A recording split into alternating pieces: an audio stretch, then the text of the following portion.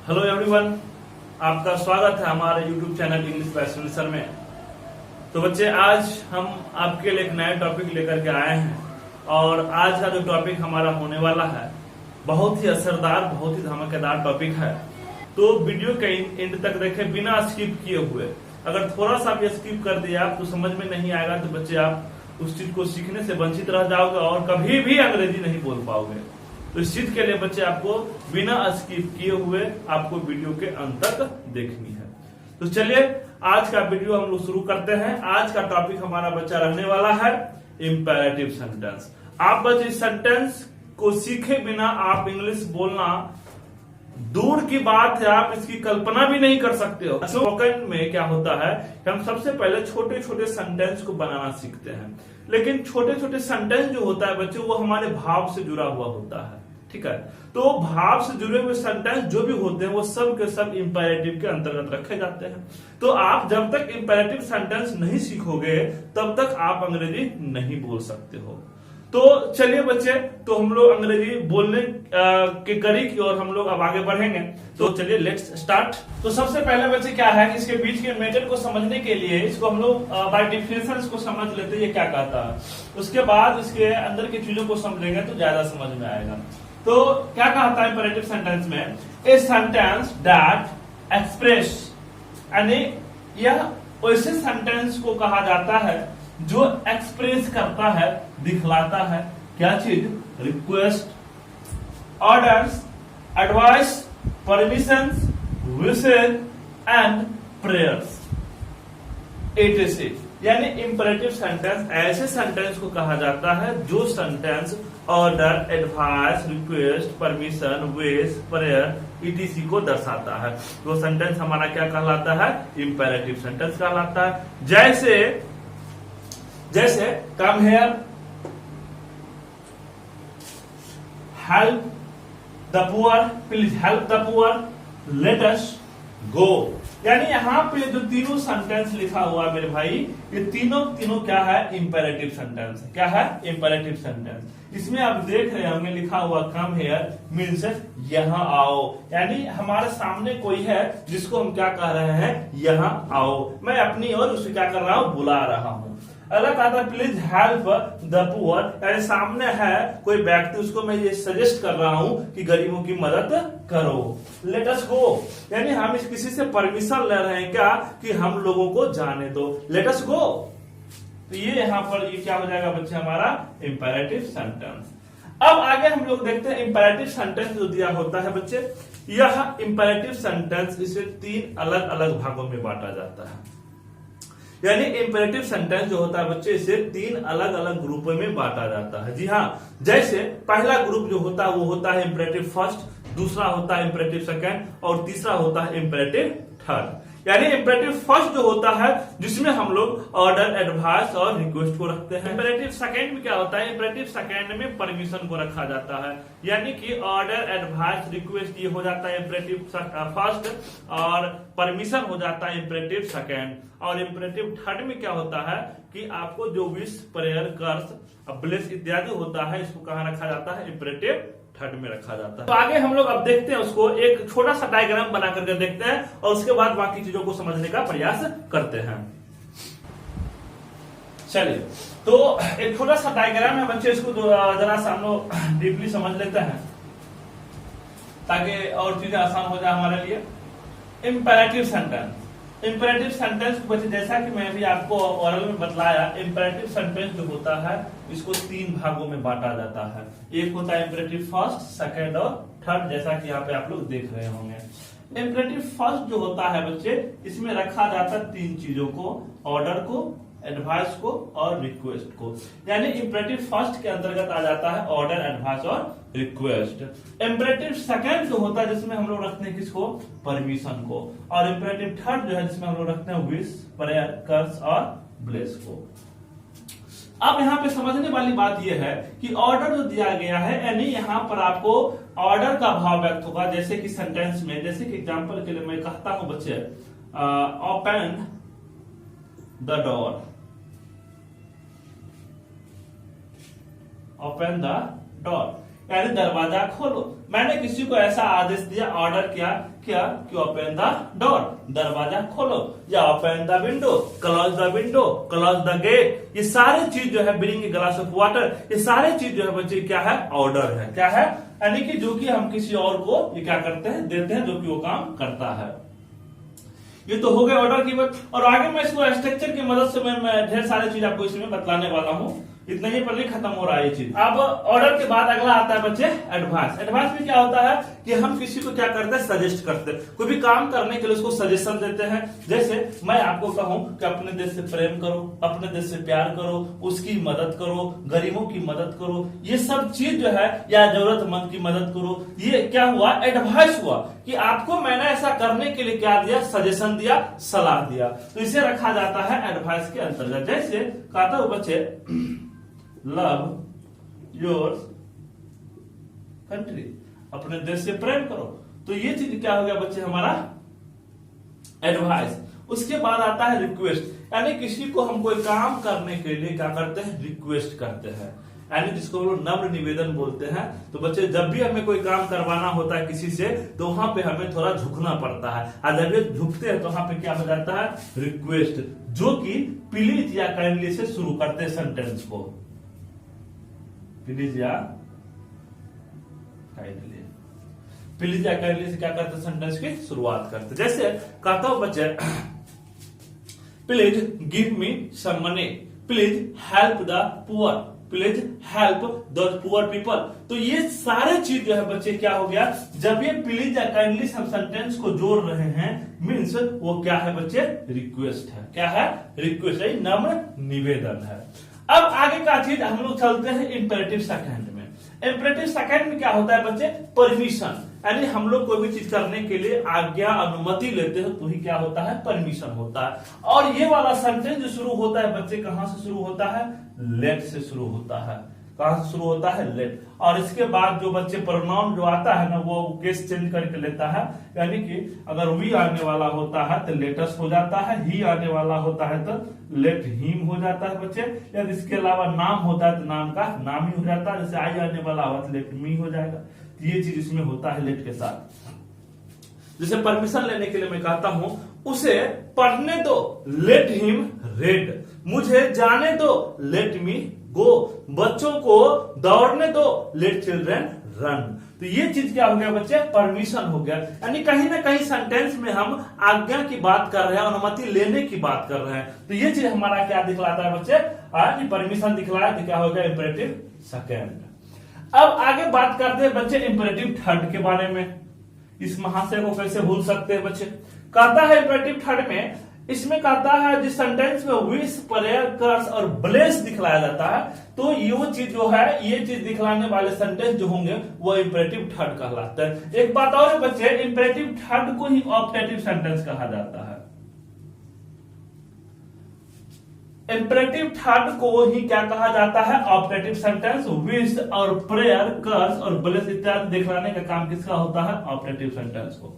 तो बच्चे ये ऑप्टेटिव सेंटेंस हम इसको एक अलग वीडियो बना करके मैं इसका डाल दूंगा। आज के वीडियो में हम लोग इंपेरेटिव फर्स्ट और सेकंड को कवर करेंगे, और इंपेरेटिव थर्ड इसका एक अलग वीडियो बना करके मैं डाल दूंगा, ठीक है।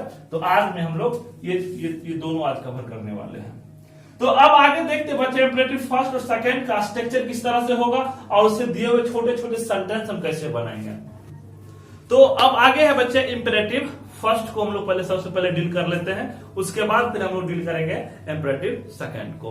तो इंपेरेटिव फर्स्ट में क्या आपने अभी पढ़ा बच्चे, ऑर्डर, एडवाइस, रिक्वेस्ट। यानी इंपेरेटिव फर्स्ट में ऑर्डर, एडवाइस और रिक्वेस्ट को दर्शाया जाता है। तो सबसे पहले हम लोग क्या करते हैं, इसको बारी बारी से एक एक करके हम लोग इसको कंप्लीट करते चलते हैं। तो सबसे महत्वपूर्ण बात यह है बच्चे कि इसको जान लेना बहुत आवश्यक है कि कोई भी इंपेरेटिव सेंटेंस होता है वो बच्चे वर्ब फॉर्म 1 लेता है, और उसकी शुरुआत भी वर्ब 1 से ही होती है।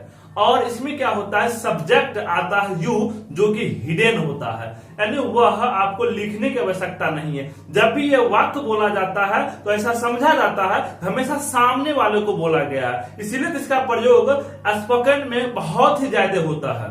आप कोई भी काम करने के लिए जाते हो तो आप उसमें आपको ये चीज करना ही होता है, इंपेरेटिव सेंटेंस का यूज करना ही होता है। तो इसलिए हमारा मेन फोकस है इसको कंप्लीट करना।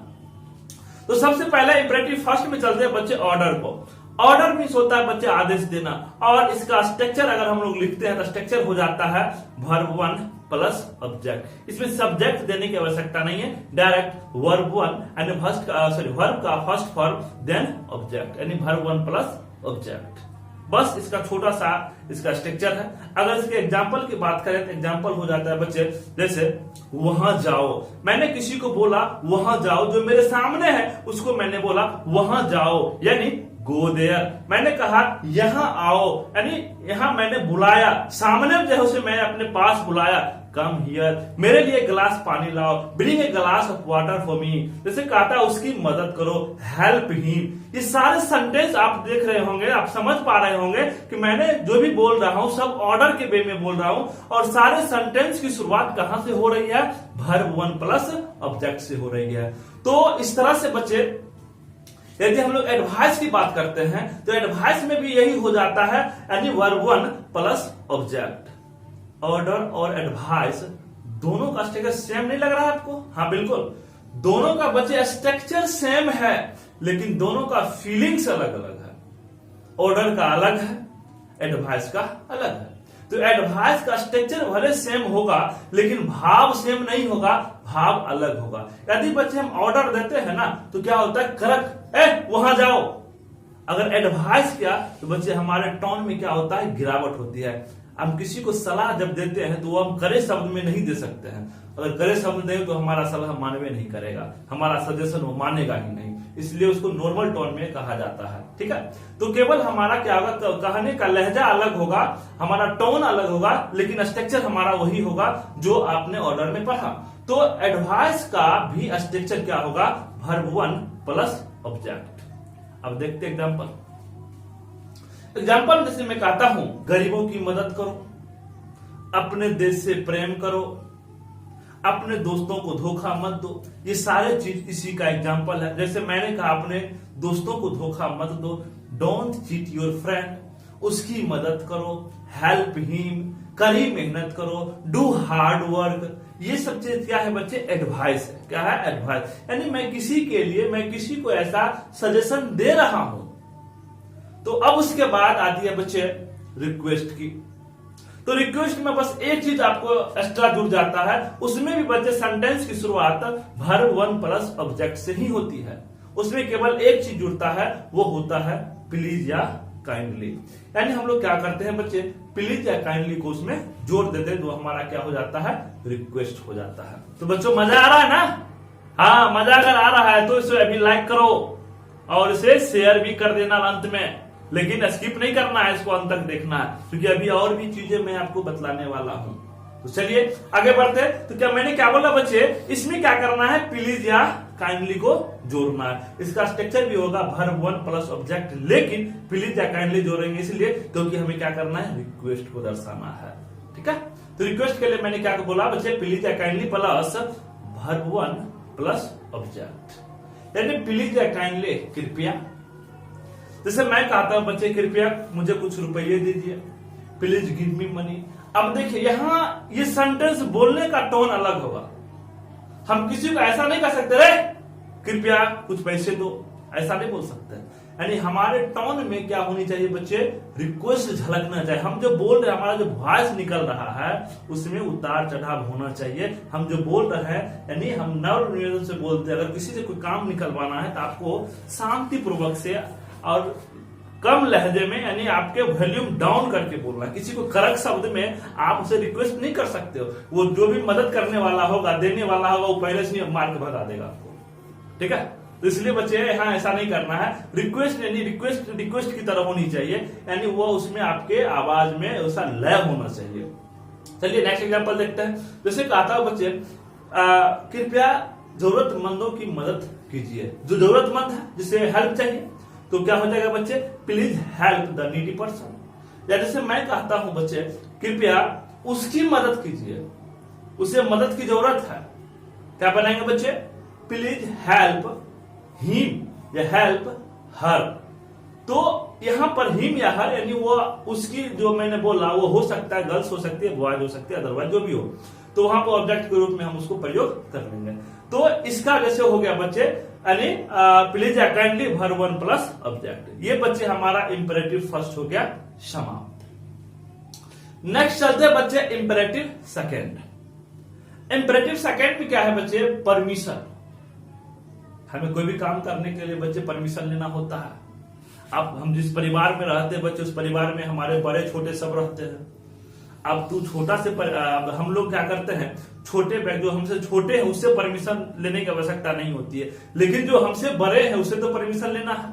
तब वहां पर उस केस में हम लोग क्या करेंगे? इंपेरेटिव सेकेंड का प्रयोग करेंगे। किसी भी व्यक्ति से जब हमें परमिशन लेना होता है, आज्ञा और अनुमति लेनी होती है, तो उस समय हम लोग क्या करते हैं बच्चे? वह सेंटेंस हमारा हो जाता है इंपेरेटिव सेकेंड। जिसमें भी परमिशन लेने की बात होगी वो सेंटेंस हमारा हो जाता है सेकेंड। और इंपेरेटिव सेकेंड जो होता है उसका स्ट्रक्चर होता है लेट, यानी सेंटेंस को हम लोग लेट से शुरू करेंगे। तो बच्चे लेट से यहाँ पे देरी वाला लेट मत समझ लेना, LET लेट, यानी सेंटेंस को शुरू करने का यह एक वर्ड दिया गया है लेट। हालांकि ये कोई इसका शाब्दिक अर्थ नहीं रखता है, लेकिन लेट से शुरू किया जाता है। यानी लेट जब हम लोग लगाएंगे बच्चे तो वहां पे क्या होता है, उसके साथ जो भी प्रोनाउन का प्रयोग होगा ना, तो वह उसका ऑब्जेक्टिव केस लेता है। जैसे अगर लेट के बाद वी लगाना होगा, क्या कहेंगे? लेट अस या लेट्स। यदि लेट के बाद ही आने वाला है तो लेट हिम हो जाएगा, ना कि लेट ही होगा। यदि लेट अगर आई आने वाला है तो लेट आई नहीं होगा, लेट मी हो जाएगा। यानी प्रोनाउन का ऑब्जेक्टिव केस लेट के बाद आपको लिखना है। तो इसमें भी बच्चे क्या होगा? भर वन प्लस ऑब्जेक्ट, यानी लेट के बाद क्या हो जाएगा बच्चे? आपका जो प्रोनाउन आने वाला है, प्रोनाउन का ऑब्जेक्टिव केस, देन भर वन प्लस ऑब्जेक्ट। जैसे मुझे जाने दो, लेट मी गो। उसे पढ़ाने दो, लेट हिम टीच। बच्चों को खेलने दो, लेट चिल्ड्रन प्ले। मुझे गाने दो, लेट मी सिंग। गीता को नाचने दो, लेट गीता डांस। तो आपने देखा बच्चे किस तरह से हम लोग क्या करते हैं, छोटे छोटे सेंटेंस का निर्माण करते हैं। यानी आपको ये चीज जो है बच्चे, जब आपको अंग्रेजी बोलना सीखना है ना, स्पोकन करनी है, तो आपको ये चीज तो सीखना पड़ेगा बच्चे। बहुत ही आसान चीज है, इसमें कुछ है नहीं। आपको इसका इस्तेमाल आप अपने घर पे किसी व्यक्ति के साथ कर सकते हो, छोटे बच्चे के साथ कर सकते हो। हमें ये जैसे हमको जैसे दरवाजा खुलवाना है, ओपन द डोर। दरवाजा बंद करवाना है, क्लोज द डोर। खिड़की खुलवाना है, ओपन द विंडो। बंद करवाना है, क्लोज द विंडो। तो ये छोटे छोटे चीज को हम लोग क्या करेंगे बच्चे? इसका इस्तेमाल करेंगे, ताकि इसी से हमारा क्या होता है, अंग्रेजी बोलने, यानी हमारा अंग्रेजी जो स्पीकिंग है वो क्या होता है? इंप्रूव होता है, जब हम लोग छोटे छोटे सेंटेंस को बोलते हैं। तो यदि आप इस तरह से इसका इस्तेमाल करेंगे तो ये बिल्कुल मैं वादे के साथ कह सकता हूं, बहुत ही कम समय में आप लोग भी अंग्रेजी बोलना, फराटेदार अंग्रेजी बोलना आसानी से सीख जाओगे। यदि आप मेरे द्वारा बताए गए तरीकों का भी इस्तेमाल करते हो तो आप सीख सकते हो। क्योंकि बच्चे आप कोई भी चीज रट लेने से, स्ट्रक्चर रट लेने से, उसे बना लेने से, ट्रांसलेशन बनाने से आप अंग्रेजी बोलना नहीं सीख जाते हो। अंग्रेजी बोलने के लिए आपको सबसे बेहतर विकल्प है बच्चे प्रैक्टिस। आप बोलने में जितना आप उसको प्रैक्टिस करोगे, कोई भी सेंटेंस है उसे बार बार रिपीट करो, उसे बार बार बोलो। हाँ, कुछ देर के लिए आदमी कहेगा ये अंग्रेज बन रहा है, ये बन रहा है, वो बन रहा है, उसकी बातों पर ध्यान नहीं देना है। यदि आप रेगुलरली उसको करते हैं तो स्वतः आपको क्या होगा, आप अंग्रेजी बोलने लगेंगे। अंग्रेजी बोलने के लिए जो है बच्चे, जिस तरह से हम हिंदी में बात करते हैं, हम कोई भी चीज सोच करके नहीं बोलते हैं कि वहां जाएंगे, वहां पे कोई आदमी हमसे ये सवाल करेगा, उसका आंसर हमें ये देना है। क्या हम पहले से सोच कैसा रखते? नहीं, हम सवाल सुनते उसी समय हमारे दिमाग में क्या होता है, उसका आंसर क्रिएट हो जाता है, जिसको हम लोग वाक्य के माध्यम से बोल देते हैं। उसी तरह बच्चे इंग्लिश में भी आपके दिमाग में यहाँ पे क्रिएट होना चाहिए। ये क्रिएशन होगा कैसे? ये एक ही रास्ता है बच्चे, यह मोर एंड मोर प्रैक्टिस। आप छोटे छोटे सेंटेंस को आप जितना अधिक प्रैक्टिस करोगे उतना ही अधिक आपको चीजें समझ में आएगी और आप उसके बाद धीरे धीरे करके बोलने लगते हो। तो आई होप आप सभी को मेरा ये वीडियो पसंद आया होगा। यदि पसंद आया है तो लाइक करो, इसे शेयर करो, और सब्सक्राइब नहीं किया है तो सब्सक्राइब कर लो, क्योंकि बच्चे इसके बाद जो है मैं जो भी नया अपडेट लाऊं वो आसानी से आपके तक पहुंच सके और उसे उसका लाभ आप आसानी से ले सको। तो चलिए बच्चे, मिलते हैं फिर नेक्स्ट वीडियो में। तब तक के लिए बाय बाय।